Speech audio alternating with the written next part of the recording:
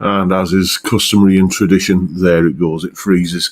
Right as we kind of get to the final couple of frames of the intro. I don't care though, it's Friday. It's been a long, busy week for me. I'm not even going to make any attempt to tot up how many hours I've put in this week. What I can tell you is that this is very well earned. Cheers, everyone.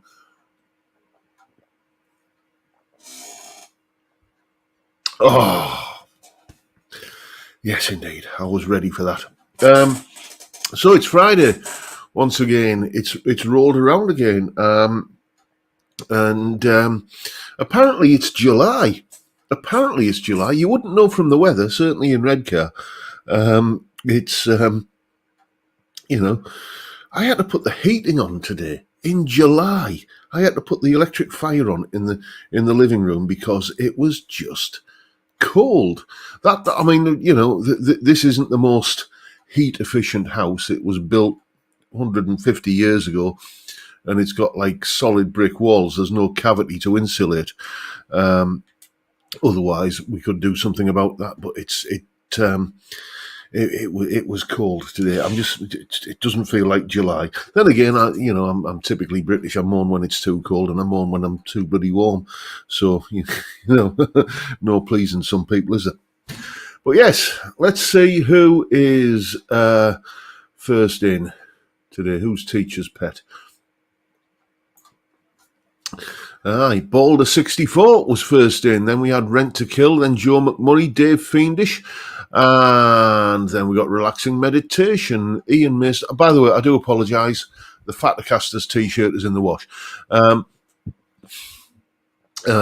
Relaxing Meditation, Ian Mason, Peter Nicholson, Terry Day is in, so is David James. Robster Boy is there too, so is Robert Z or Robert Z.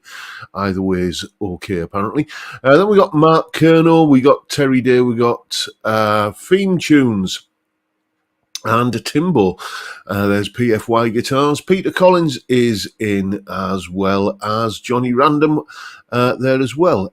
All familiar names, I seem to, and on a couple of occasions I've actually met some of you chaps at the various meetups. Well, there's a couple of meetups we've done, so it is nice to be able to kind of put faces to some of these names that I read out every week. Then we've got Ben Allmark.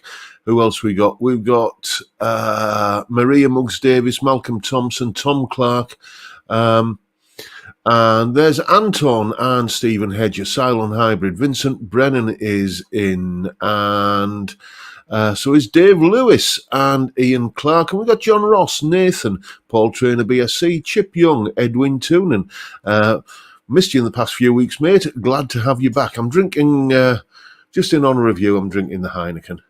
It's apparently got some football-related kind of stuff going on the can here. Apparently there's some kind of ball-kicking tournament going on, but I'm doing my best to avoid it.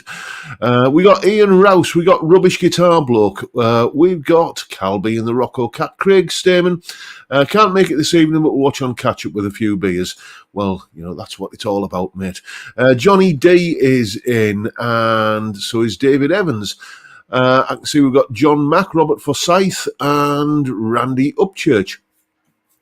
Jamal123 is there, so is Gary Shaw, and Jed Ellis, Amadeus, Savvy64, and who else? Let's scroll down a little bit further. We've got Peter S. and Dudley Squat. Jimmy James, 60s Man. Let's have a look further down. The Essex Cat is in, so is Cushman NYC, and I imagine NYC stands for New York City, does it? Martin Bix is there, so is Grandpa Joe. Greetings, fellow Fattercasters. I nearly forgot today is our time to start the weekend. Wishing John and all a happy Friday and weekend. Well, that's what we're all about, mate. There's Grumpy Horse, William Forrest, Cal Texper. Cal Texper is in Overcast, LA. And apparently this is the best way to start a Friday, watching a fat lad from the northeast of England talking rubbish and drinking beer. Some people, as I said, are easily pleased. We've got Brad Dowell, we've got Bill Mumbo, we've got anyone else? I'm a 640. And Mark Grant, Jeff Benner, Old Mick the Trier, Dave Snack Stevens, who's just got an eBay Beat Buddy 2. More fun than just a metronome. I'm sure John will tell me off next lesson. No, if it produces a rhythm that you can play to, mate, I'm all for it. We got Sargi in as well, and Mr. Chris 5254, Steve Cassidy guitar. Don't forget Steve's video straight after this live stream, where he's going to be showing us his refinishing process. I'm going to catch that myself because I'm thinking it might be something I might want to have a go at some point. We got Jay Aoyong, we've got Colin Falcon, and who else? We got Peter Goddard, and Jamal is in. So is John Little and Graham Campbell. And Steve Cassidy's saying any updates on Red Carmageddon? Well, I put it out there a few weeks ago, Steve, and I said if I get inundated with emails saying, confirming, yeah, I'm up for it, but the response has been tepid. Enthusiastic responses from like a handful of people. I mean, literally, I can count them on the fingers of one hand. And so I think maybe we'll just kind of shelve the idea until there's a bit more of a clamour for it, really. Experience has taught me that, maybe, the number of people that say they're going to be able to make it, you can usually subtract a fair proportion of that. So it's we need to make sure that it's not just going to be me stood in a phone box, basically, having a party. Edwin Toonan, thank you so much. That is very generous of you. I'm sure you missed the Liquid Dutch Guy, or Crazy Dutch Guy, as some people call me. Enjoy the Heineken today, sir. You are a gentleman. That is very much appreciated. Thank you. And then we got Budget Pedal Chap, and I think that is pretty much everyone. If I've missed you there, I do apologise. This is... what you see is what you get. There is no kind of, staff helping me run this live stream. I'm amazed how many YouTubers, are actually, do essentially, not things not too dissimilar to what I do. And they have they employ an editor and they employ, an intern. Well, you don't employ an intern, but, they have a team of people working on it. And, it would be nice, wouldn't it? But this is just all me, I'm afraid. So no one else to blame. Anyway, after that, I think I need another beer or another swig of beer, at least. A couple of things I want to talk about tonight. As usual, we're going to be looking at some of the guitar pictures that you chaps have sent in to have featured on the channel. Some people have asked, I sent you a picture last week. Why hasn't it been on? Because I just literally choose them at random. All the pictures go into the same folder in me Google Drive, and then and they're all numbered. So what I do is I just kind of think I like to do maybe 10 or a dozen each week, and I literally just kind of use a random online number generator to basically pick the numbers that are going to get shown this week. So, all I can say is that all pictures that are sent will be viewed, will kind of show up eventually, but it's just a random chance seems to be the fairest way of doing it.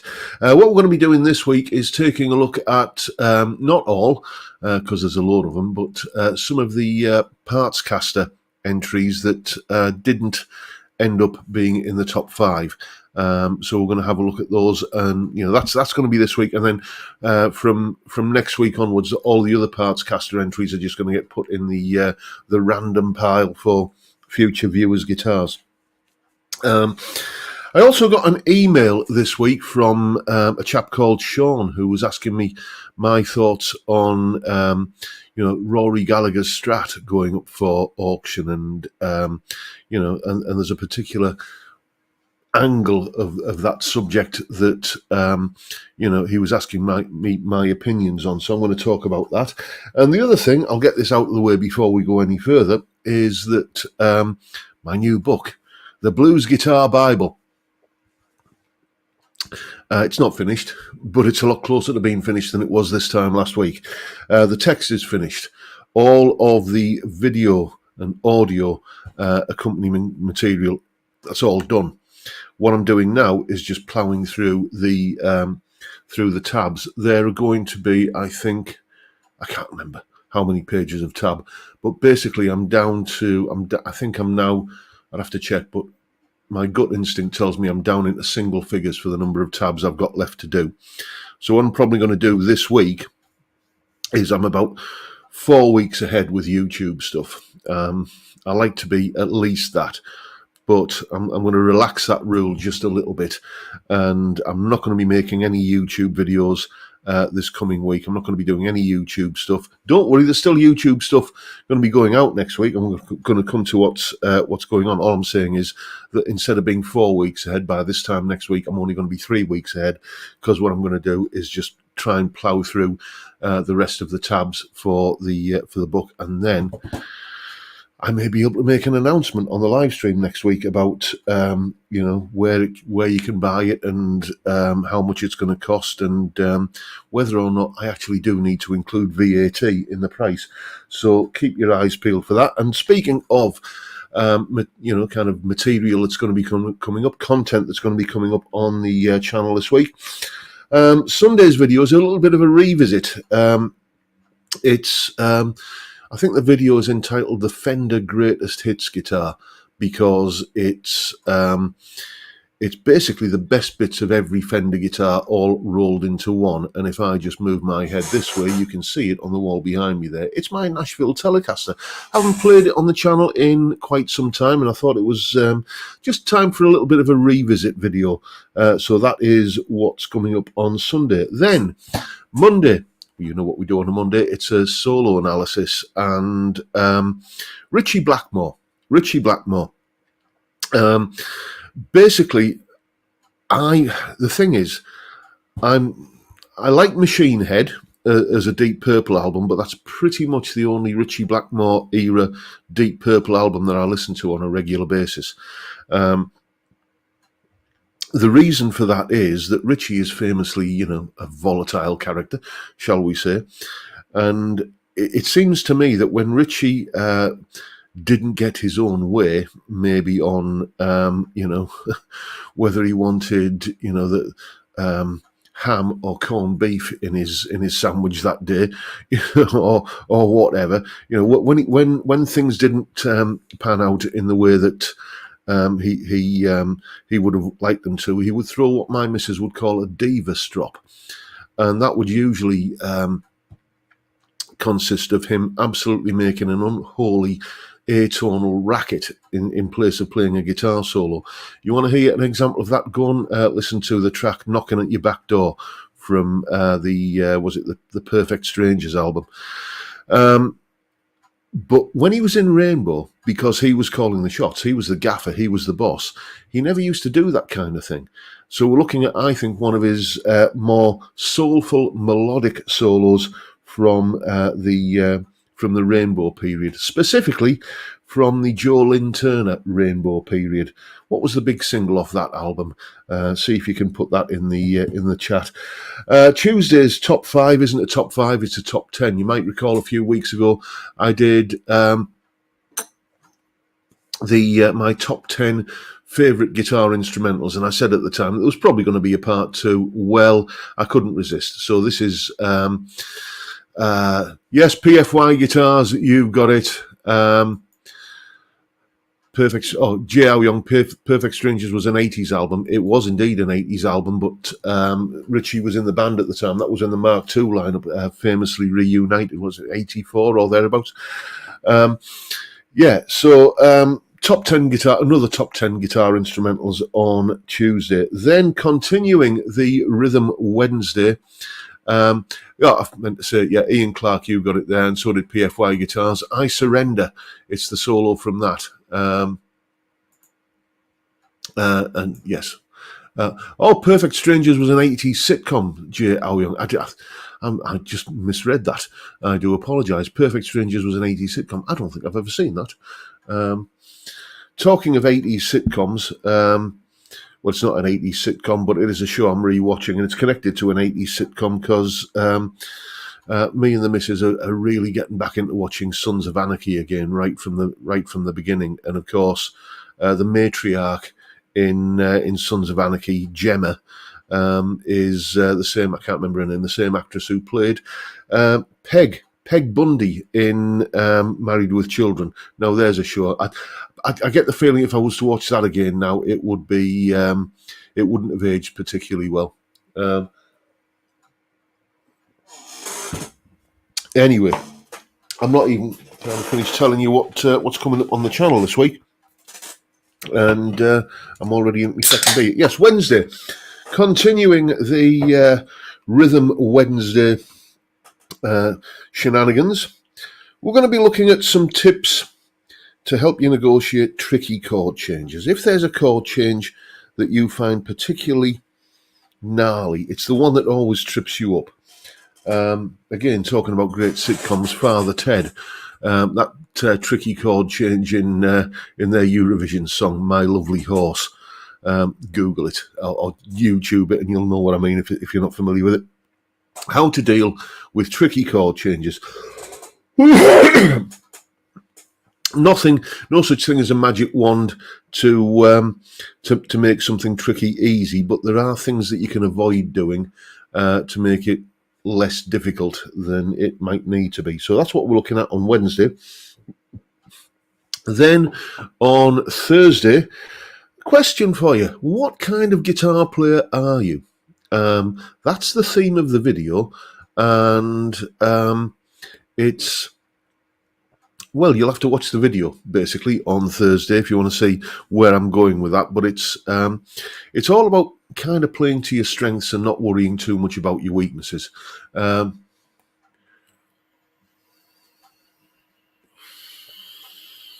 I see we're getting a lot of Father Ted quotes in here. Yes, it's one of those.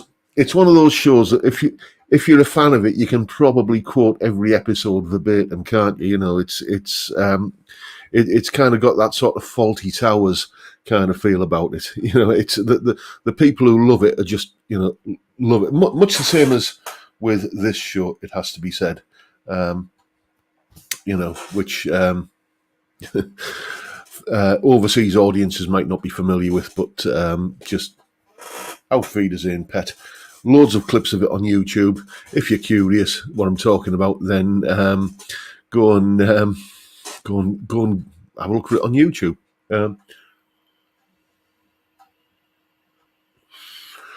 Yeah, Michael Purcell is saying a letter was written to the president to approve purchasing Rory's for the state and keep it in Ireland. That's what I was going to talk about. Let's get that out of the way. Rory Gallagher's Strat.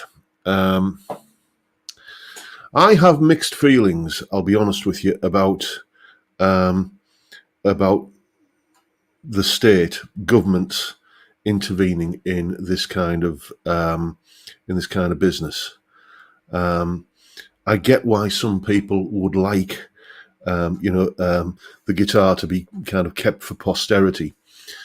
But what it usually means when something like that happens is that it becomes the responsibility of a bored, disinterested municipal MP, municipal employee rather, and it gets, you know, coach trips of disinterested school kids on a coach trip, you know, to some important museum or supposedly important museum, shuffling past and, you know, kind of picking the nose and doing that because they're school kids. You know, they're not being vandals, they're just being school kids. Anton, let's put that up there. Please email John if you want Red Carmageddon. Otherwise, those of us that have will just have to turn up by 4 and force beer and curry upon him. Oh, I don't know if I could stand such a fate. Yeah, what I'm saying is that I would rather an iconic guitar like that ended up in the hands of an enthusiastic collector who was going to probably play it, but if not play it, gaze at it lovingly every day and treasure it, than it to be just some asset on a government balance sheet. You know, and there is also the thing of you know, governments don't have any money. Governments only have the money that we give them in taxes. And, it's like, have you solved all the crimes?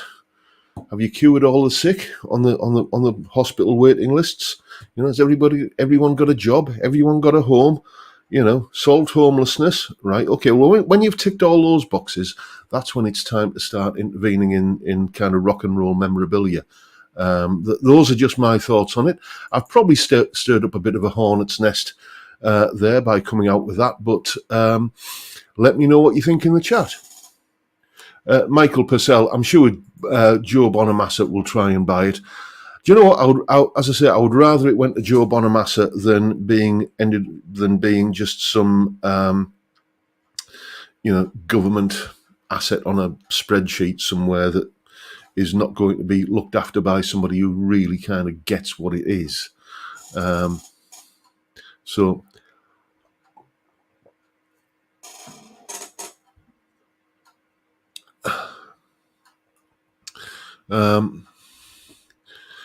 Yeah, and someone's just said they're as political as this channel gets. Raymondo, I missed that one. Not been here for weeks. Atonement enclosed. Well, thank you, mate. Thank you so much. If I was still shopping at Aldi, that would buy me 4 cans, just about. But problem with Aldi is they don't deliver, and it's a bit too far away for me to get to, unless I fancy a long walk or a taxi fare. So, like, if you're paying a taxi fare, then, well, why not just kind of shop more locally and pay and add that money onto the shopping bill? I do apologise. You ever had that thing where your mind just goes blank mid-sentence? Peter Goddard, what you saying there, mate? You agree with me, but you'd hate for it to end up in some rich person's vault, never to be seen again. Yeah, there is that, but that rich person will be a rich individual who will own it and take care of it. My point is that if it's bought by a government, then the person who will be the custodian of it won't have any kind of personal attachment or investment in it, and it's just a 9 to 5 for that person to take care of it. Ian Clark saying, "Are you sure that was the first beer today?" Yes, it is, mate. It is not the first this week though. Robster Boy, thank you so much. Have a cold one on me, Chief. I will indeed, mate. That is very generous of you. Thank you so much. John Mack saying, Rory's brother was saying how sweat-drenched the guitar had been. Didn't sound like a good sales pitch to me. Yeah, well, there's some people that would, there are some kind of levels of fan out there that will... this guitar still has Rory's DNA on it, and then they'll be kind of tippity tapping on Google, looking at cloning technology, won't they? Bill Mumbo saying, get an e-bike, John. They make them with 3 wheels and a beer box on the back. Now, there's a thought.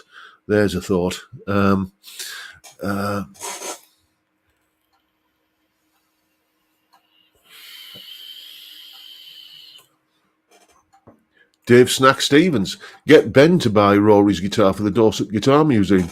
That's exactly what the museum is being set up for. Do you know what? If Ben was to do a crowdfunder, I bet he'd raise the money. But even if he didn't, I bet he'd get into that sort of ballpark figure. Now, that is something I can go with. On Road again is saying, John, how was your sight reading? Rubbish. Do you ever practice reading music or sight reading beyond tabbing for your Patreons?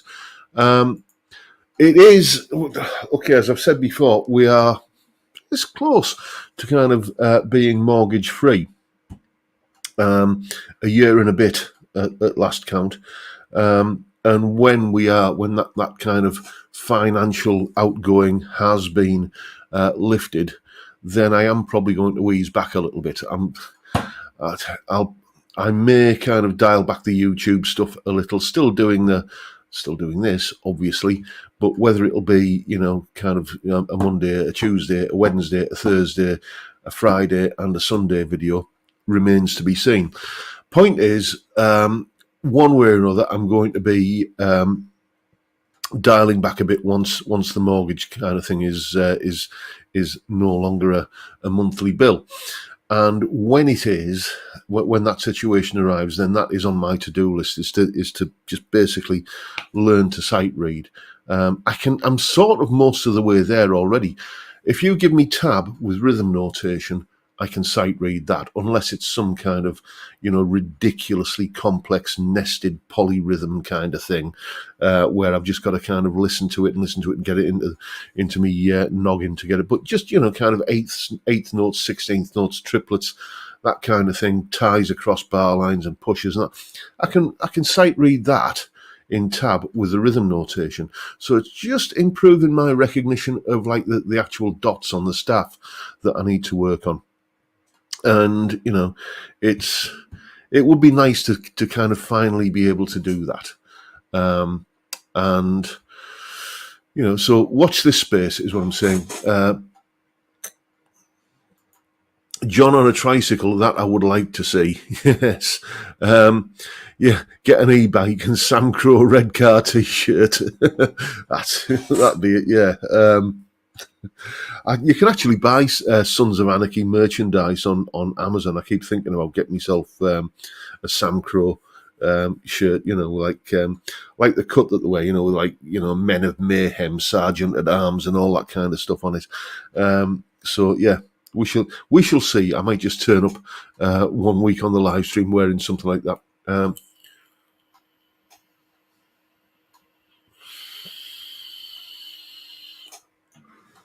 Where are we? Oh, I see we've got I'm Not Creative in. Nice to see you, mate. And Janice L. Obrigado. Thank you from Portugal. Nice to see you in, mate. I've said this many times, but I've not said it in a while. Okay. The fact that I sit here on a Friday evening after tabbing solos out all day, which is what I've been doing, and dog sitting and, and kind of washing dishes and just generally kind of, having the closest thing I get to a day off. And I turn up here and do this live stream, and I'm speaking to people from Los Angeles, from New York, from Portugal, from the Netherlands, and, it just humbles me, really. It's just the fact that you're all kind of set aside time every week to listen to my incoherent ramblings. Other than, that's the amount of notes I've got for today's video, or for today's live stream. Apart from that, it's just all stream of consciousness. I've no idea what I'm going to talk about when I hit the go live button. And you chaps, it's just a conversation, and it really is an honour to be to have this audience that I've got that I can sit and have a natter with on a Friday. On road again, what you're saying? Do you practice or play any bebop heads, or is that something else you want to practice more once the mortgage is paid off? Yeah, when I do jazz kind of stuff, it's usually within the context of a blues. The whole kind of bebop thing, it's not my favourite style of jazz anyway, I'll be honest. It's I kind of, what really turns me on is that sort of late 50s to, I guess, mid to late 60s cool jazz, Cannonball Adderley, Miles Davis, Kind of Blue. I mean, play me a better jazz album than that, Miles Davis's Kind of Blue, Cannonball Adderley's Something Else, Cannonball Adderley's, what was that album? Fiddler on the Roof. He did a great album full of tunes from that musical, and he also did Them Dirty Blues. Those are probably I might do a top 5. I've got 4 there, haven't I? I could do a top 5 jazz albums, and no one will watch it. No one will watch it because it's got jazz in the title. Anyway, it's about time we took a look at some guitars. Oh, hang on, what are you saying there, Steve? How much your practice time do you dedicate to working on guitar faces? Yeah, that's a Steve Cassidy question, isn't it? None. They just come naturally, you know. I mean, when you've got looks like this, you know. let me just go to the folder where the guitar pictures are and set one up, and then we can do a screen share. And here we go. So it's that button, isn't it? Share screen, and here we go. So these are all, you know, some of the also rans from the Parts Caster competition. And I did say it was a kind of broad definition. It could be a guitar that you built from parts, or it could be a heavily modded stock guitar. And, well, this one comes from Cal B. This is his Pacifica, which looks very much like, and you did say, I can't remember whether you said this in the email, mate, but it looks like that's had some kind of, I don't think that's a stock Pacifica finish. So I think there might have been some modding shenanigans going on there. What we've got there, we've got like is that a Broadtron or a Filtertron style pickup in the neck? And, you know, yeah, I don't think Pacificas of this vintage came with a covered humbucker, so that's been swapped out. And yeah, the only problem with it is, mate, it's the wrong way round. Moving on, here's a Strat from David Roberts, and you can see what he's thinking here. We've got Burns Trisonic pickups, and we've got what looks very much like a Brian May kind of switching system there. And I know that's exactly what it is, mate, because you told me in the email. Yes, beyond that, I can't remember the details, but it is, that's a handsome looking beast. And that is, you know, if you're wanting that kind of Brian May thing, and I haven't ruled out having a little bit of a stab at that, you know, all that different phase switching. I don't think it'd be something I would naturally gravitate towards, because option anxiety would kick in, but just curiosity kind of makes me think, might be worth doing. It wouldn't be the hardest thing to convert a Strat to doing that kind of thing. So watch this space again. Let's have a look, see what's next. Oh, a plethora of parts casters from Doug Manuel. We've got an older-bodied Jazzmaster, well, if that kind of thing floats your boat, with Fender Pure Vintage 65 pickups, a poplar-bodied HSS Strat with Tone Rider pickups, a Basswood Strat with Ironstone Vintage Platinum pickups, a Paulonia. It's one of those words I always get wrong. That word, Telecaster with Iron Gear Steel Foundry pickups. Excellent pickups. Those, I can certainly vouch for those. And a P-Bass, older bodied and a Fender original pickup. So yeah, nice little. You've been a busy lad there, Doug. You know, it's. Have you not got a television? Then we've got a Parts Caster Esquire from George Wall. You know, I always think of an Esquire as being a little bit. You know, people say, "Oh, yeah, the bridge pickup on a Telecaster, and it kind of gets rid of that neck pickup, and it's just a bright." I really love the neck pickup on a Tele, though. It would just seem like I would be missing half of what I like the Telecaster for. But that is let's zoom in. That is an impressive looking guitar, mate. Well done. That's a nice build, and I see you've got the Fender logo on there. Was that? I can't remember. You did put it in the email, mate, but I haven't got the email open at the moment, and it's been a while. But that's either a Fender neck or you put a decal on. Now this one looks real. I mean, I'll be honest with you. The only thing that stopped this from being in the top 5 was if you'd put a tortoiseshell pick guard on. That would have probably tipped the balance. I'm not usually a fan of the of kind of ostentatious inlays, but they look really, really nice, it has to be said. That's comes from Grant Stewart, as you can see. And this is Ian Cochrane's Strat. It'll look better once the paint job's finished, mate. Yeah, it's the relicking thing. Steve Cassidy was talking about this on his live stream. Thanks for the shout out, by the way, Steve, on your live stream. I watched that this morning as I was having my breakfast. But yeah, it's the relicking thing. It divides people, and you're either on one side of the line or the other. You're obviously on a different side of the line to me, but it is an impressive looking build, it has to be said. And then we've got, I had a typo when I kind of named this.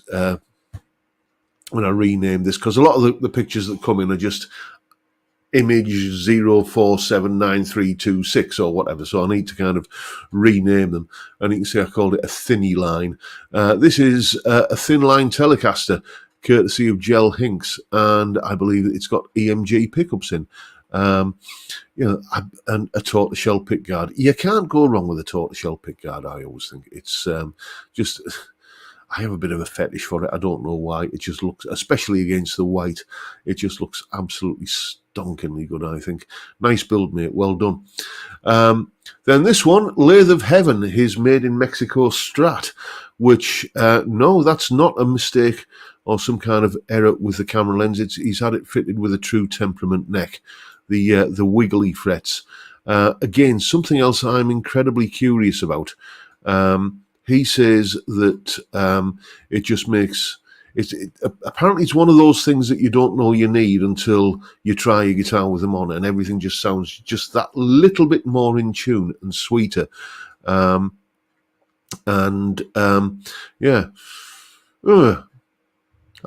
put the feelers out, see if I can borrow a guitar with those kind of frets on and have a little bit of an investigation. But it is, I mean, just that, even that kind of book matched maple veneer on the body there. That's a really nice thing. Tell you one thing that always, just am I the only person that thinks this way? But if you look at the amount of real estate that this is nothing to do with this specific guitar, by the way. This is just Strats in general. You look at the amount of real estate that the scratch plate takes up on the front of a Strat, and you can have a lovely, gorgeous looking lump of wood like this is, and then you just kind of plaster over it with a big lump of white plastic. I would like I like something a little bit more in keeping, a little bit prettier looking than just sort of a big lump of white plastic over at least half of the or maybe half or thereabouts of the front of the guitar. I just think it aesthetically, I find it less pleasing to just have that there like that, but maybe that's just me. Anyway, getting off topic. And Steve Cassidy, Steve's entry to the Partscaster competition. This is his Starliner. You've seen this on his channel, I'm sure. He started off with what was it? Was it a Squire or was it a Fender? Oh, it's a Squire. We can see the headstock up there. A Squire Starcaster, and he's kind of made it a hybrid with Gretsch bits and pieces to turn it into a Gretsch rather, Jetliner or Streamliner, one of those kind of guitars anyway. Big, that's not a Bigsby, is it? That's the Duesenberg trem, isn't it? And we've got like a Broadtron in the bridge and a P90 in the neck, and fake F-hole decals. Yes. So yeah, again, Starcasters, never a guitar. I don't think I've ever played one. There we go. We shall see if one turns up on the channel at some point. Moving on, another relict guitar.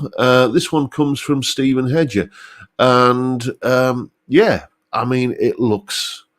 I do like this tortoiseshell scratch plate.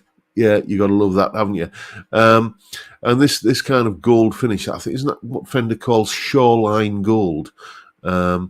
Nice looking guitar. I'm not a fan of relicking, but that is, I think it's a nice looking guitar all the same, mate. Anyway, I think I haven't got an arrow to the right of the screen anymore, so that means we've come to the end of this week's pick of viewers' guitars.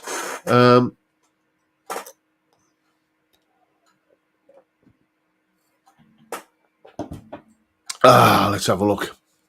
See what's been going on in the chat. Jay Ao Young is saying, true temperament will probably make me lose my temper. Dr. Gomez is saying you're turning into a Liberace, John. Oh, yeah, I think there's probably some distance to travel if I'm going down that route.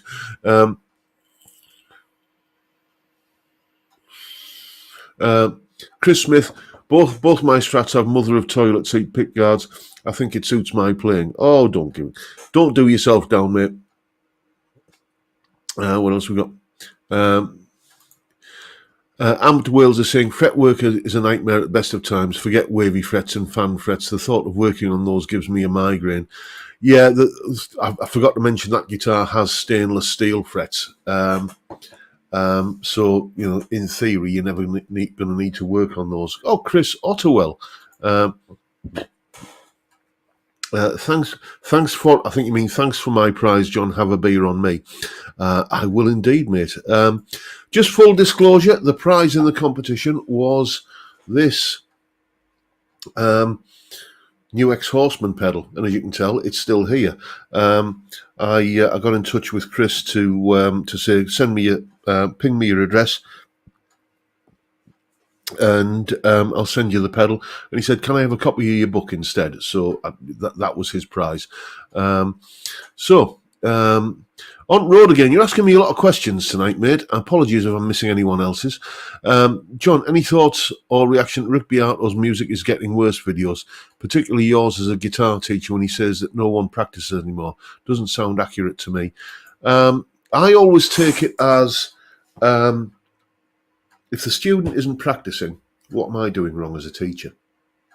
It's my job to get you motivated to do the stuff. Like, it's, as I often say to all my students, like, you need to practice your scales. Okay, you just can't. You're going to learn your scales one way or another. You're going to either learn them by trial and error, bumbling around, figuring out which notes sound good, and gradually picking up an impression of which note, where you can put your fingers and where you can't. Or here's the information, and just get to it and kind of learn it. Scale practice is it's not even my idea of fun. So, I'm not going to try and sell it as a fun thing to do to a student. But, you've got to kind of be honest about it and say, yeah, just do 5-10 minutes a day. You want to play your guitar, you're probably going to, most people who are enthusiastic about the guitar are going to pick it up for as often as they can. Let's say it's an hour a day. Do 5-10 minutes of that on scale practice, and eventually it will go in. And and try and kind of motivate people. Show them, don't just say learn this scale. Say, well, if you learn this scale, you'll be able to play like this, and play them one of their favorite solos or riffs or something that's based upon that scale. And say, well, once you've learned that scale, what we're going to do is we're going to have a look at that solo, okay, and you'll be able to play that thing that you really like. So I think Rick probably approaches it from the viewpoint of, he was a college music professor for many years, wasn't he? Where he was having to teach a set curriculum and a set syllabus that was, kind of predetermined. Okay, that's not the way I work. It's like I have a conversation with a student and say, what do you want to be able to do? What can you not do that you want to be able to do, and what difficulties are you facing? So once you kind of tailor it like that, and people start seeing a little bit of progress towards the goal that they want to achieve, I think that kind of motivates people a little bit more than just teaching some kind of set thing that is all about passing an exam at the end of the day.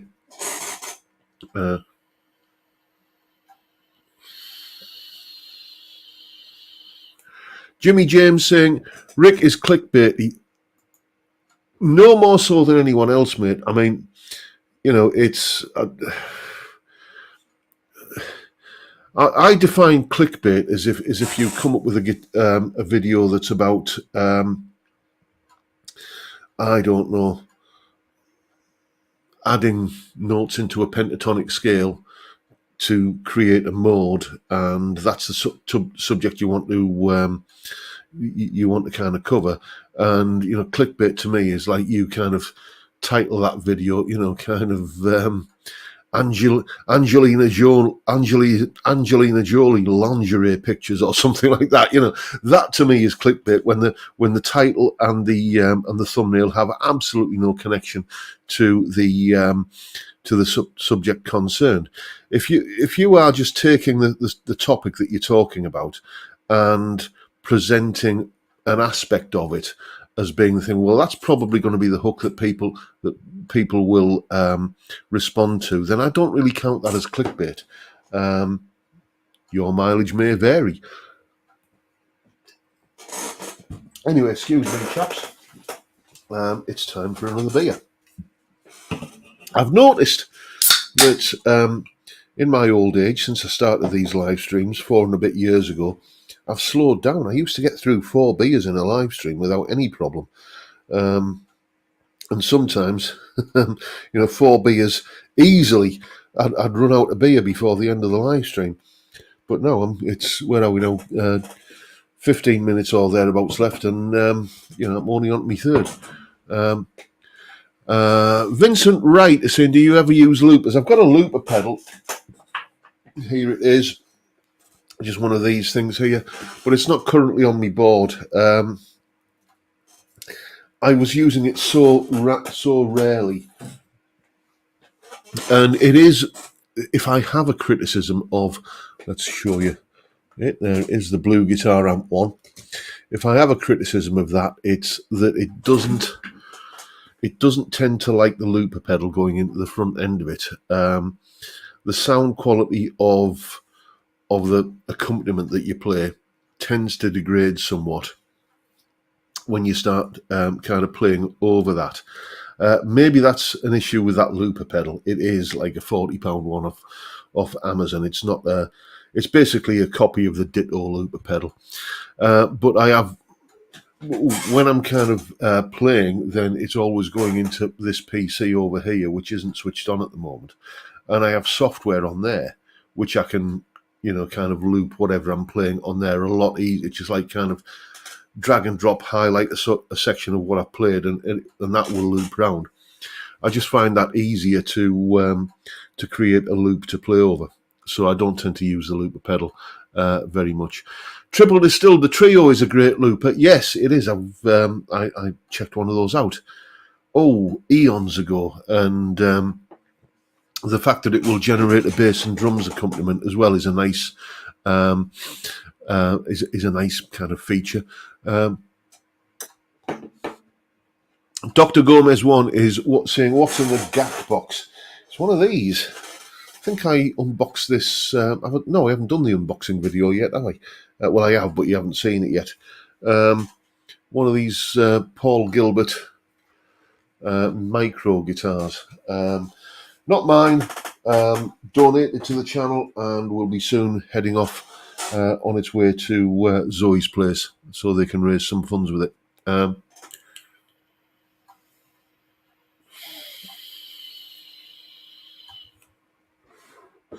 Let's have a look.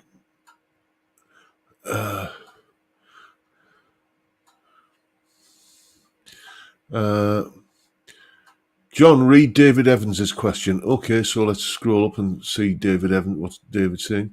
John, please read my earlier message to you and fellow watcher. Okay, let's scroll up.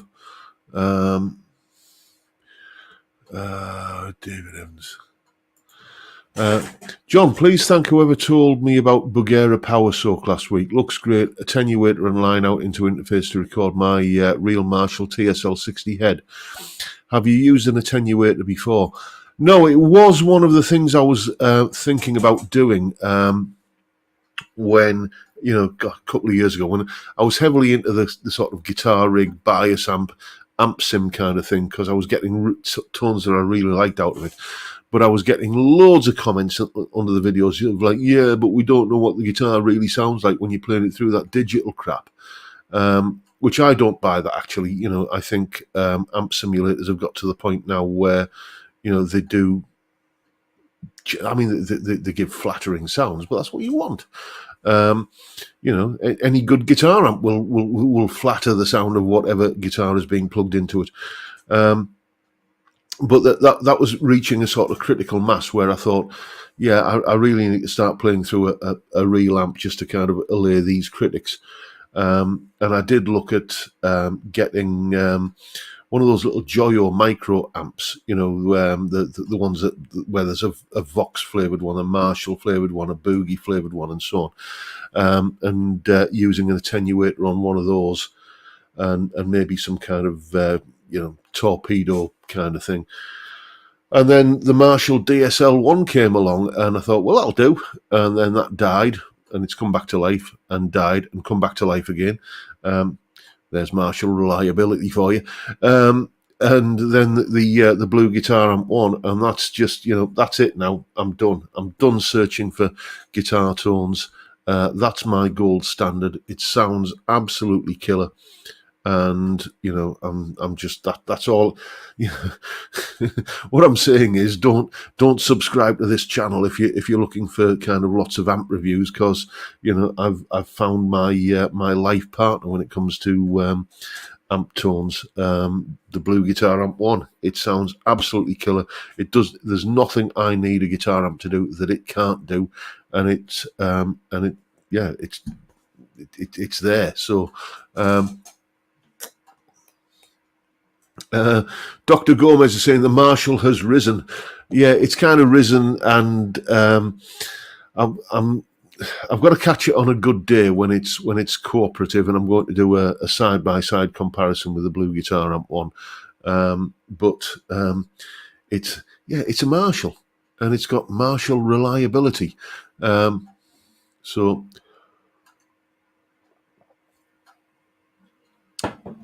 Jay Aoyong is saying not upgrading to something like a Quad Cortex. No, because with all of these, you could talk about the Kemper, the Quad Cortex, you could talk about the Fender Tone Master Pro, the Tone X thing.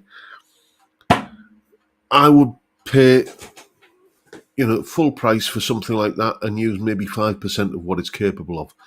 I mean, the Blue Guitar Amp 1 has 4 channels. I primarily use one of them, the one that sounds like a Marshall Plexi, and the other one I use sounds like a Marshall JCM 800. Can you tell where my tastes lie? So I just wouldn't use the full capability of something like that. So why would I spend the money on it? And in terms of but all of the reverbs and delays and modulation and kind of all that sort of stuff, I've got all of that on there on the PC when I'm recording. Whenever I'm hearing my guitar sound coming out of the studio monitors in front of me, which is the only way I don't plug into an amp. This is how I hear my guitar.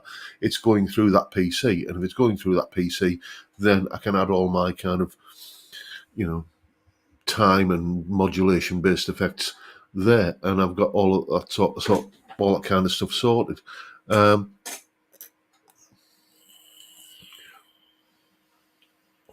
Dr. Gomez is saying I have a Tone X, bloody brilliant. Yeah, I mean I've not heard a bad review of it, and even from people who've been out and bought one. I'm not talking about people who've been sent one to do a review with. I've not heard a bad review of it, but it's like. It's not a product I need, and it would do much more than I have any kind of use for. So, I did that video a few weeks ago, didn't I? Why I won't be reviewing the Tone X 1 pedal. Michael Purcell saying maybe a Laney amp pedal. Well, if Laney want to send me one to do a review of, but then I would. But in terms of what am I going to, kind of go online and kind of add to basket and then, kind of get the credit card out to pay for it, then, there are other things I would like to spend the money on, basically. More guitars, essentially. I don't get excited about amps in the same way as I get, or pedals in the same way as I get excited about guitars. It's the whole effects pedal kind of thing. is, it's just like, well, I'm sort of, I don't really care, if I'm honest, about pedals. Let's have a look.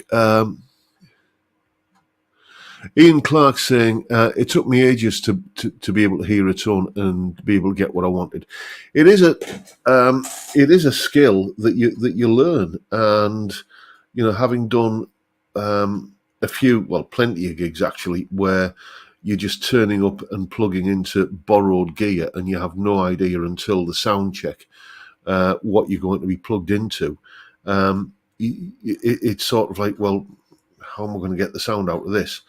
And you sort of learn, really. It's the whole kind of thing of using the guitar's volume control.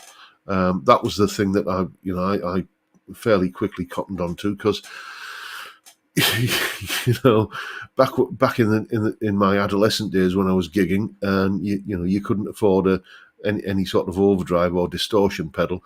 You just cranked the amp up and cleaned it up from the guitar's volume control. Michael Purcell is saying, any thoughts on getting an Eastman? It's sort of on my to-do list, but the thing is, the Eastman that I would really be interested in is the SB59, and yeah, well, this is my single cut. This is my Les Paul. I absolutely adore this guitar. So again, it's like, okay, I've got a Les Paul that I love. Tick that box, and move on, and kind of move on to new pastures. So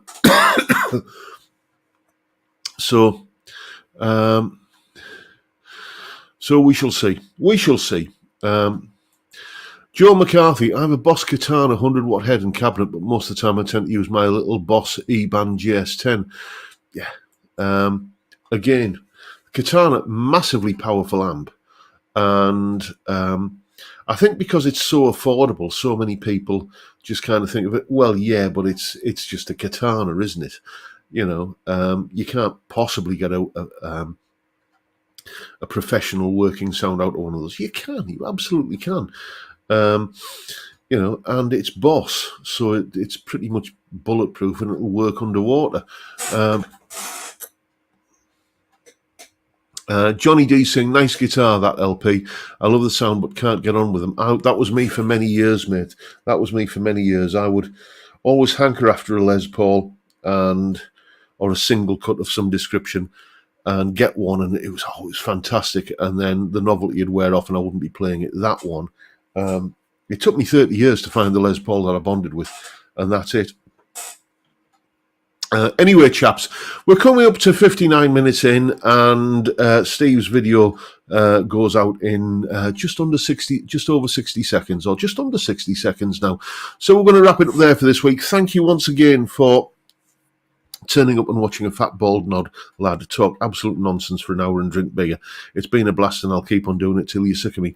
Now it's time to head off over to Steve Cassidy's channel and watch his video on refinishing his Faisley Finnicker, and I'll probably see you there. I'll see you all next week, chaps. Bye for now.